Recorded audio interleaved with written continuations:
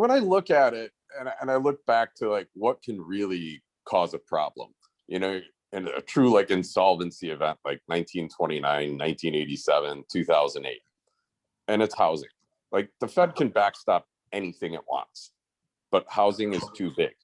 Okay, so when I look at it, I see all they're doing is to prop that up.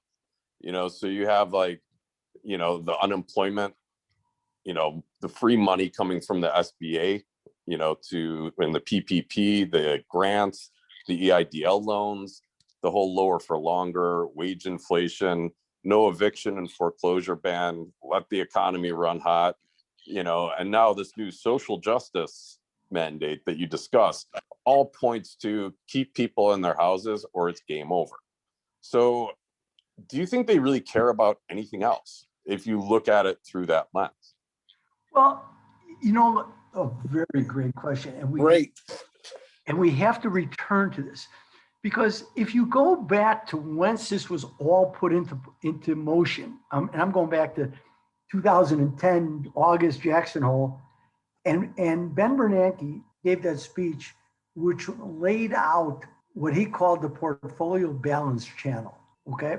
Which is to get you to shift to more aggressive, meaning any investor or to more aggressive, because they were worried exactly what you talk about. They did not want deflation setting in. So they were trying to elevate all types of asset prices to keep you from liquidating assets, because that's really what deflation is. When Japan was in deflation, you get it because people are so in debt that in order to get out of debt, the creditors start calling in the loans and asking for the collateral, and then they're selling it. And that's what gets you into that downward spiral.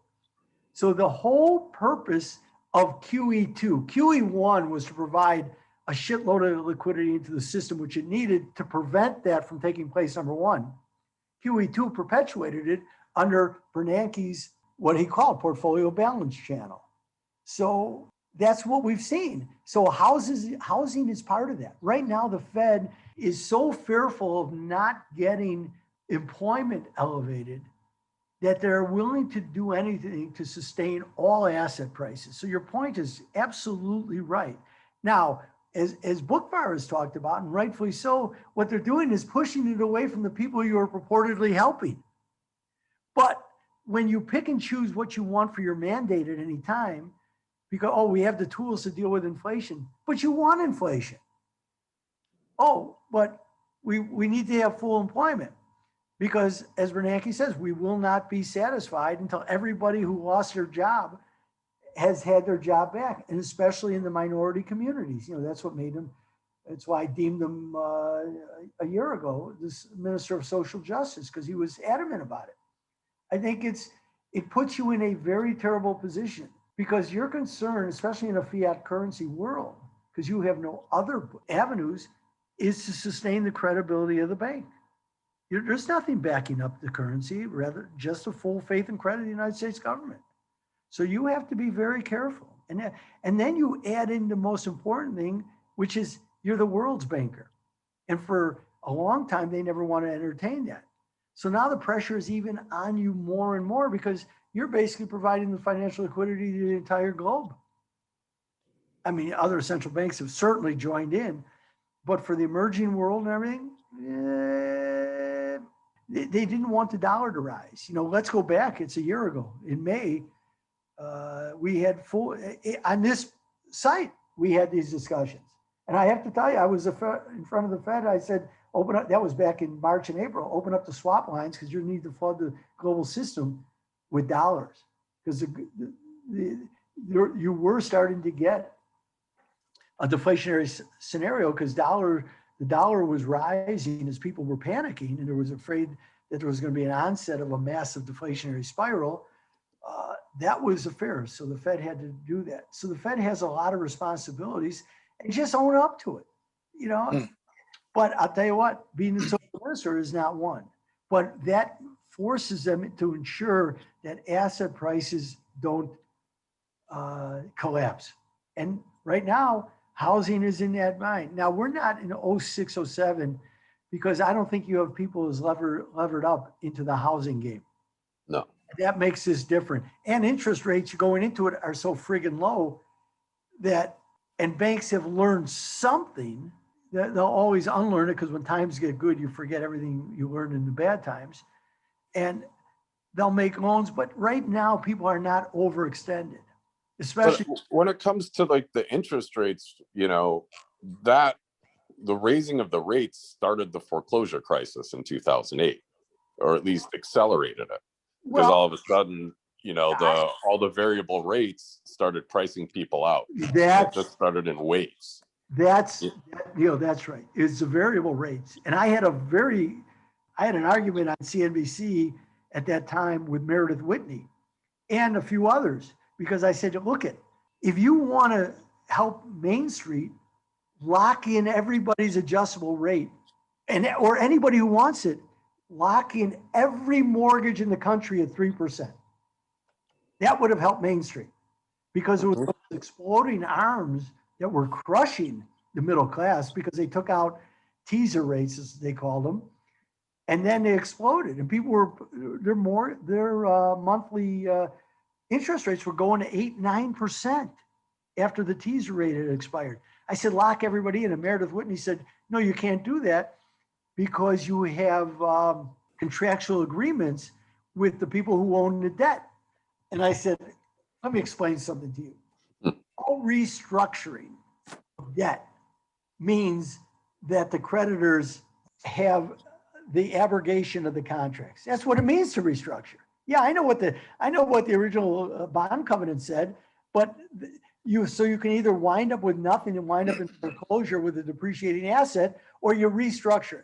And the United States government at that time, when rates were already coming down, they could have borrowed money at 2.5% and made everybody mortgage, a 15-year mortgage, at 3%. And you know what? We never would have had that massive foreclosure crisis. You would have had some, but not to that extent, because you're exactly right. It was those adjustable mortgages exploding that killed people. So, but I mean, my question really is, are they all in? Because if housing goes game over, like you can throw it doesn't matter. Like the reserve currency, the bond market, the stock market, we're insolvent. You know, so is it really will they just do whatever it takes to keep the game going? And the only way to do that is to keep the rates low and to keep pumping. Yes, because see this again, and it comes back to Ben Bernanke's. And these are his words. I'm not putting words in my head. It's what he called his portfolio balance channel, which was moving you from a housing and into other assets and out of bonds. They didn't want you in bonds. Again, that's too conservative. They wanted that money, as Keynes's words, the animal spirits. So that's what this was about. But Ben Bernanke's academic credentials were made on analyzing the effects of 1937. And at Milton Friedman's 90th birthday party or celebration, I actually had him on the floor of the CME that morning. I have a great picture. Leo said, come on, I want you to spend a little time with Milton. So we went into the Eurodollar gallery, and that would have been great. That was really what a great thing it was to be able to talk. I mean, it's the people I've met in life, you know, through so many things. And that was great to be able to sit and chat with them. But at that 90th birthday celebration, Ben Bernanke promises Milton Friedman, we will not make the mistake that we made in 37, which was the greatest mistake made in the Fed's history, because you had the United States Treasury. The United States economy was really just starting to get going. And then all of a sudden, the Treasury raises taxes while the Fed raised reserves and interest rates. And it brought on a new recession, devastating, and kicked the legs out of the recovery.